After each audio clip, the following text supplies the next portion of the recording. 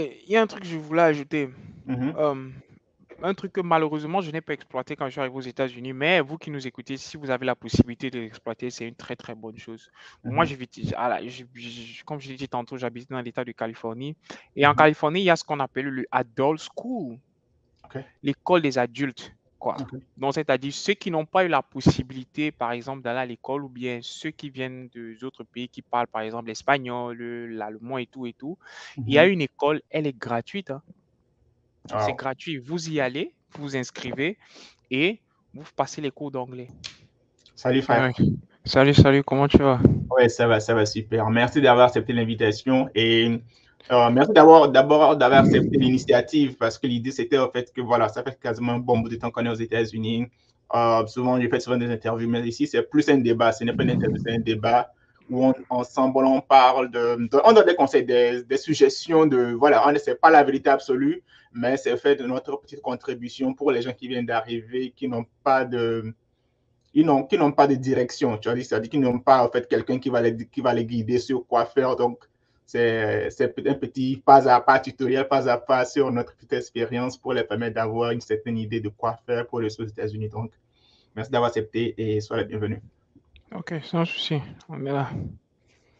Dans cette vidéo, on va débattre sur, on a 7 points et on va en fait essayer de vous le donner. Et sur chaque point, on va donner des conseils, des suggestions. Et n'hésitez surtout pas à ajouter si vous avez d'autres choses que vous pensez que c'est toujours nécessaire. Donc, sans plus tarder, la première chose que j'ai ici, c'est apprendre l'anglais. Je pense que on est tous d'accord que quand tu viens d'arriver aux États-Unis, apprendre l'anglais, c'est la base. Parce que l'Amérique, tout le monde ne parle que l'anglais. Et je me rappelle d'une blague qu'un colonel m'avait fait quand j'étais encore dans le National Guard. Il me disait comment est-ce qu'on appelle quelqu'un qui parle 3 langues? Trilingue, Ok. Comment est-ce qu'on appelle quelqu'un qui parle 2 langues? bilingue. Et comment est-ce qu'on appelle quelqu'un qui parle une seule langue? Pas besoin, c'est juste un Américain. Parce que seuls les Américains sont les gens qui. Seuls les Américains sont ceux qui parlent seulement une seule langue. Donc, si tu veux discuter, si tu veux échanger aux États-Unis, l'anglais, c'est la base. Donc, pour dire que c'est essentiel de comprendre la langue. Malheureusement, quand on vient d'arriver dans nos pays africains, c'est. D'abord, même quand on parle anglais, c'est l'anglais britannique. Tu vois, on n'a pas l'accent, on ne comprend pas et tout. Donc, il nous faut du temps pour pouvoir nous accommoder à la culture américaine. Donc, la première chose à faire, c'est d'apprendre l'anglais. Et comment apprendre l'anglais? C'est à travers la télévision, regarder les films. D'abord, changez même votre téléphone, changez votre téléphone en anglais pour être familier à certains mots, à certaines expressions et tout. Et également, écoutez, quand vous parlez avec des gens, c'est la meilleure manière de pouvoir améliorer votre anglais. Donc, bon, voilà ce que moi je pense. Dis-moi, qu'est-ce que tu penses que l'on peut faire pour apprendre l'anglais quand tu viens d'aller aux États-Unis? Bon, je pense que bon, pour apprendre l'anglais, il faut d'abord déterminer le type de. Bon, en Amérique ici, bon, mon français a fini, hein. En Amérique ici, ils disent souvent que tu dois déterminer le type de learner que tu es.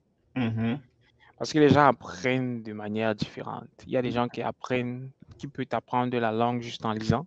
mhm, Juste il lit et se met à parler. Il y a d'autres qui ont besoin d'écouter. yeah, Il y a d'autres qui parlent. Du genre, ils ont besoin de communication, de dialoguer avec les gens, d'avoir un inter-échange. Donc, mhm, il faut d'abord déterminer le type de learner que tu es pour pouvoir savoir comment est-ce que tu vas apprendre l'anglais. mhm. Ensuite, ensuite, maintenant que tu as déterminé le type de learner que tu es, il faut que tu modifies ce que moi j'appelle ta communauté. D'accord. Et quand je dis modifier ta communauté, ça ne veut pas dire que tu dois, par exemple, je prends un exemple, moi je suis camerounais d'origine.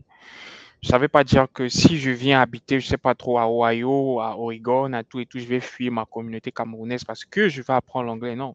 Mhm, C'est que je viens dans un pays qui parle une langue et je viens pour exceller dans ce pays-là, ce qui fait en sorte que je dois apprendre la langue yeah, et je dois me servir de ma communauté pour le faire. Alors, mhm, comment tu peux utiliser ta communauté pour parler anglais? Parce que quoi?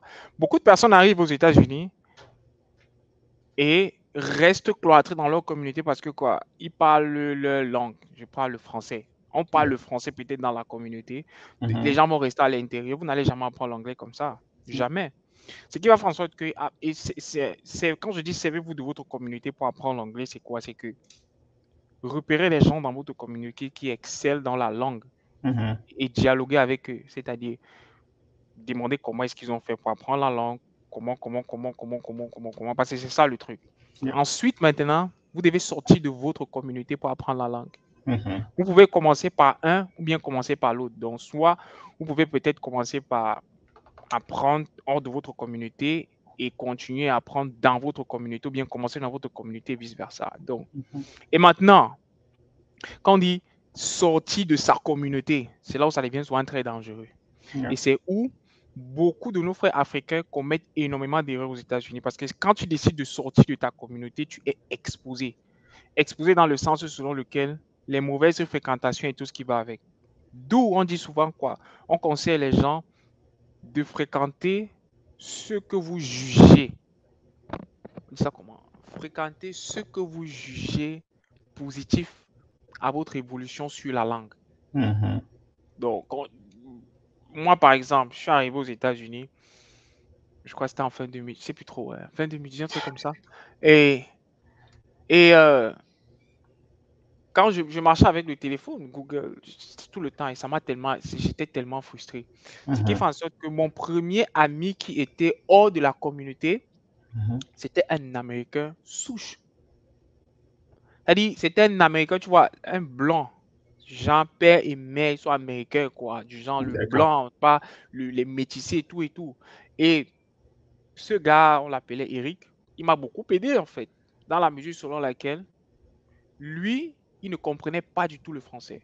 Mhm. Ce qui fait en sorte que je ne pouvais pas parler le français avec lui, quoi. Right. Donc, et moi, j'avais déjà identifié le type de learner que je suis. Je suis deux types.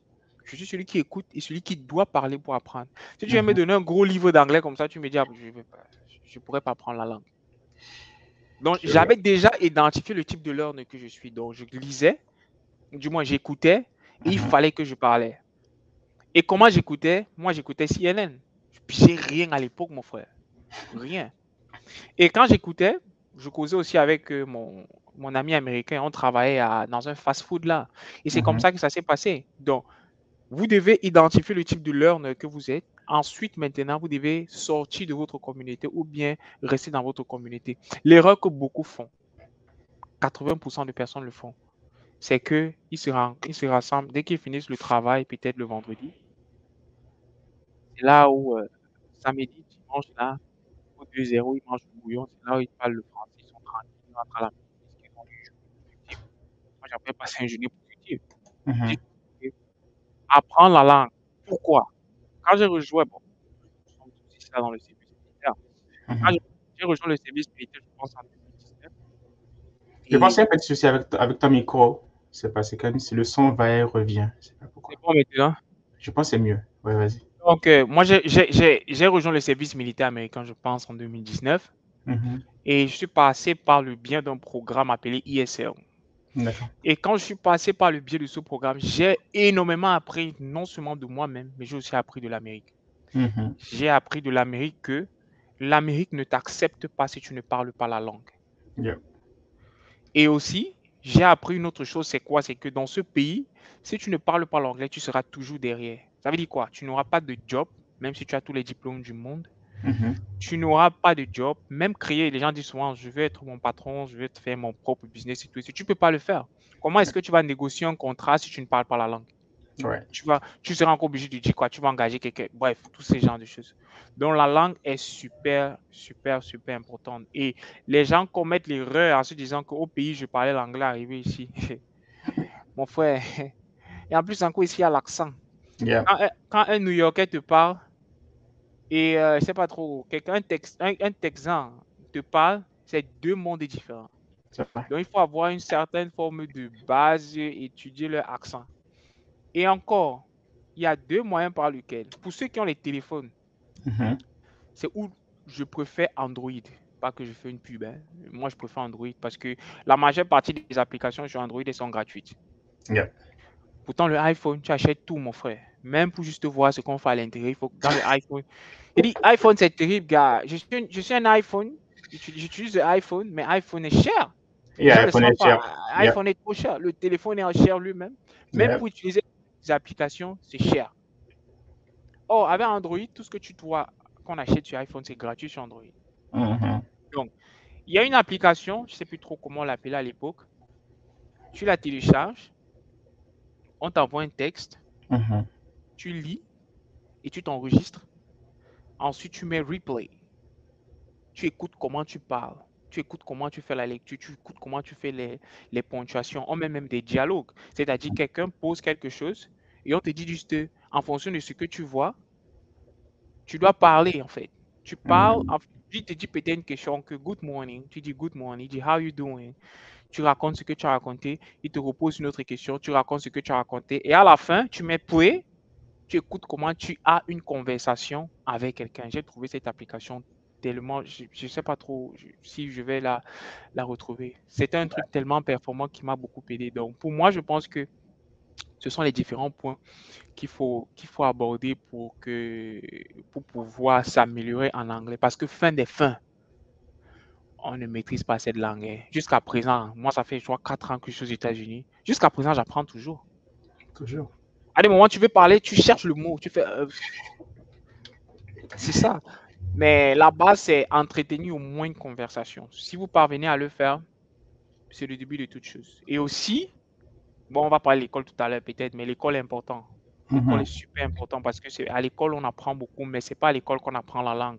La Oui. langue s'apprend tous les jours. Donc pour moi, je pense que c'est ce que je peux apporter sur comment est-ce on peut apprendre la langue ici.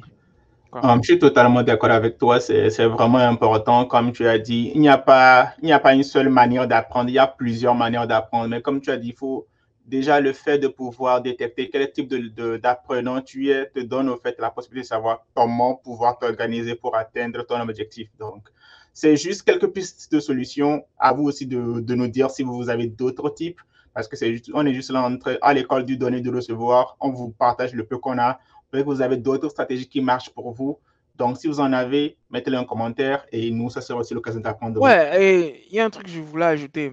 Mhm. Euh, un truc que malheureusement je n'ai pas exploité quand je suis arrivé aux États-Unis, mais vous qui nous écoutez, si vous avez la possibilité de l'exploiter, c'est une très très bonne chose. Moi, Mhm. comme je l'ai dit tantôt, j'habite dans l'État de Californie. Et en Mhm. Californie, il y a ce qu'on appelle le adult school, OK. l'école des adultes, quoi. OK. Donc, c'est-à-dire ceux qui n'ont pas eu la possibilité, par exemple, d'aller à l'école, ou bien ceux qui viennent d'autres pays qui parlent, par exemple, l'espagnol, l'allemand et tout. Il y a Mhm. une école, elle est gratuite, hein. C'est Wow. gratuit. Vous y allez, vous vous inscrivez et vous passez les cours d'anglais. Ou encore, vous pouvez aller dans des choses comme des community college. Les Mhm. community college de vos localités, ils ont des programmes gratuits. Vous, tout ce que vous avez à faire, c'est quoi? Si vous avez la green card, parce que si vous êtes étudiant international, ils vont vous demander de payer. C'est clair. Mais si vous avez la green card, ça veut dire que la green card, comme on le sait tous, ça vous donne tous les droits d'un Américain. Donc, si l'Américain le fait gratuitement, vous le faites aussi gratuitement. Donc, essayez de visiter ça. Vous pouvez taper sur Google, vous mettez adult school comme adulte, adulte mais sans le E, school. Yeah. Vous regardez dans votre map, ça va peut-être vous sortir quelque chose. Ou bien encore, vous regardez le community college, partez vous renseigner là-bas pour les cours de ESL. ESL, je pense, c'est English Second Language. Vous pouvez Ouais. aller là. C'est aussi comme une classe, vous partez à l'école, vous apprenez l'anglais, c'est gratuit. Donc, essayez cette option-là aussi. C'est très enrichissant, comme tu l'as dit. Moi, je